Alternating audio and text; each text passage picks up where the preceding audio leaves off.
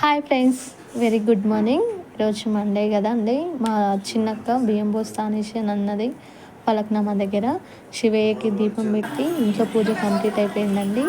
పలక్నామా వచ్చినాము, నేను మా ఫ్రెండు మా చిన్నక్క అమ్మవారికి బియ్యం పోదామని వచ్చినామండి.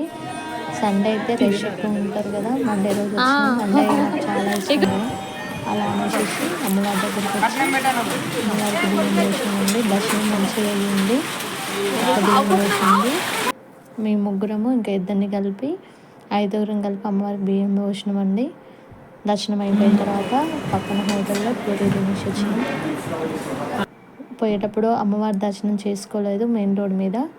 మళ్ళీ వచ్చేటప్పుడు అమ్మవారి దర్శనం చేసుకొని పలక్నామా దగ్గర పులిహోర తీసుకొచ్చుకున్నామండి.